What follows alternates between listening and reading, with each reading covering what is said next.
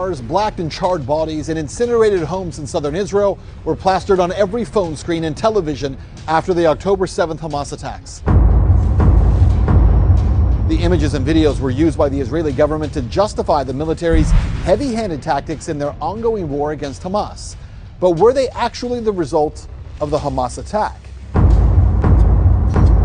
Well, surely Israeli civilians were brutally killed by Hamas on October 7th, but there's mounting evidence that we think any responsible journalist needs to examine. Let's take a look at something called the Hannibal Directive.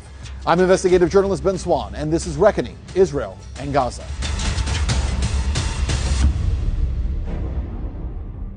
So far in this investigative series, we have discussed how Israel had received concrete and credible intelligence from foreign intelligence agencies, their own military, and even Israeli citizens about where and when the October 7th Hamas attacks would take place.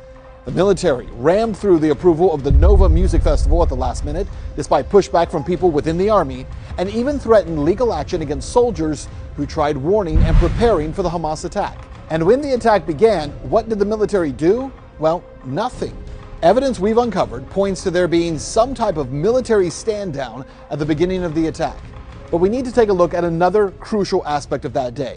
When the IDF began to finally use their firepower and military to engage Hamas in southern Israel, did they exclusively target enemy militants? Well, evidence actually points to no. To understand what the Israeli military did to their own civilians on October 7th, you have to understand the political aspirations of Hamas and what the goal of taking hostages is: political leverage. There are over 10,000 Palestinians in Israeli jails, 3,000 of whom have not been to trial or charged with a crime. When militant groups manage to capture Israeli civilians or soldiers, it gives them leverage to force a prisoner swap and to get some of their people out of Israeli prison. For example, in 1986, Hamas managed to kidnap 3 Israeli soldiers and bring them into Gaza. They demanded 1,150 Palestinian prisoners in return for those 3 soldiers. Well, after this, the military drafted a secret field order to prevent future kidnappings. It was called the Hannibal Directive. The directive gets its name from the Carthaginian general who chose to poison himself rather than allow himself to be captured alive by the Romans. Back in 2003, again, strangely enough, October 7th, 2003, 3 Israeli soldiers were taken hostage and brought into Lebanon. Following the activation of the Hannibal Directive, IDF attack helicopters fired indiscriminately on 26 vehicles, thus ensuring the death of their own soldiers and therefore robbing Lebanese militants of the ability to demand Israel make concessions. The last known application of the Hannibal Directive was 2014 in Rafah. Hamas fighters managed to capture an Israeli soldier, Lieutenant Haydar Golden. Instead of allowing the lieutenant to be used as leverage by Hamas, though, the military killed him, dropping bombs, missiles, and shells on the area he was being held, killing that soldier and also 100 Palestinian civilians. The scale of the Hannibal Directive on October 7th was entirely different, though, from those of the past. A retired Israeli Air Force general, Nof Erez, described it during a podcast with Haaretz, an Israeli newspaper, saying this, quote, "The Hannibal Directive was apparently applied at a certain stage, because at the moment they understand there is a kidnapping, they immediately say, guys, this is a Hannibal. But the Hannibal we trained for all of the last 20 years is for a vehicle we know at what point the fence it enters, on what side it drives, maybe even on which road it drives. This was a mass Hannibal." Now think about that term, a mass Hannibal. We all know the Hannibal Directive means to kill your own. So what does mass Hannibal mean?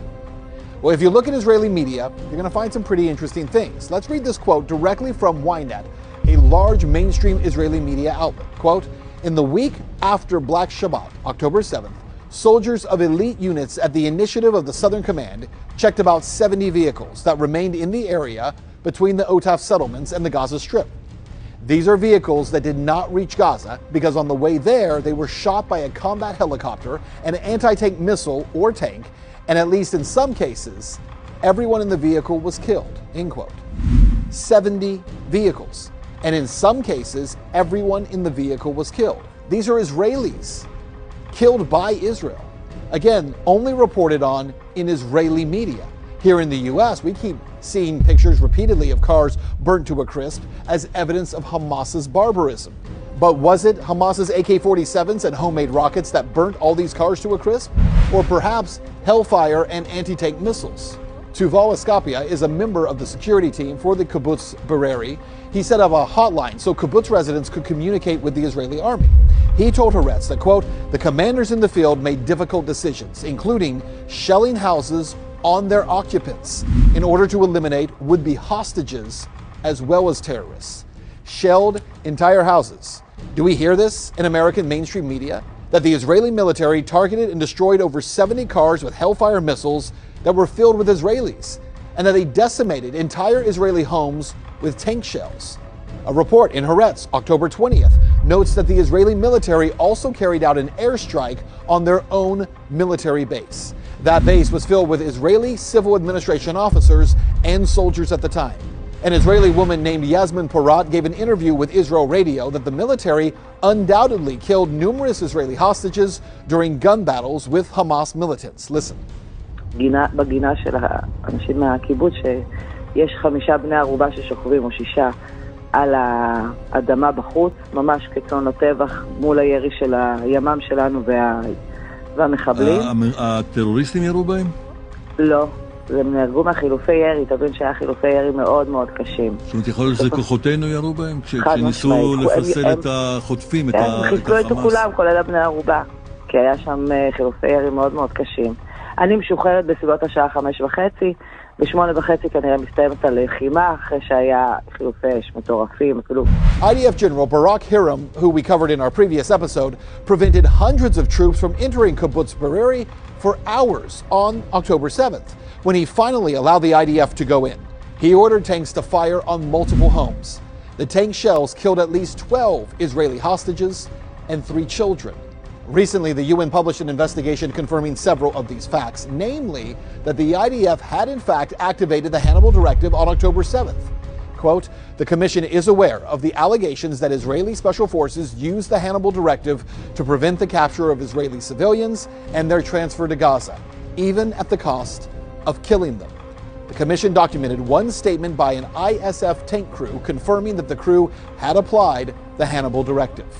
So to recap, the Israeli military, Israeli civilians, and the United Nations all admit to the IDF purposely killing their own on October 7th. How many? Well, that's hard to tell. Tank shells hitting homes full of people, Hellfire missiles destroying at least 70 cars, mass Hannibal, but still, on social media, if you make such a claim, you're going to be hit with a community note and then promptly linked to a bogus fact-check website. The imagery of charred bodies and incinerated cars and homes are still used to this day to manufacture consent for Israel's ongoing assault on the Gaza Strip, while more than 37,000 Palestinians have been killed. During war, all sides produce propaganda, but has Israel been offering up images of the aftermath of their own assault on their own people and then presenting it as something that their enemy did? We know these claims are pretty heavy. So please fact check us and let us know if we are reporting in any way something that's inaccurate. Again, we want to know. If you haven't already, follow us on X at @truth_in_media, or you can sign up to follow this series and watch each episode as it comes out at truthinmedia.com. And again, at truthinmedia.com, by the way, you're going to find the transcript to this story along with all of the source articles. Check them out for yourself and stay tuned as we continue to unveil the truth around Israel's war on Gaza.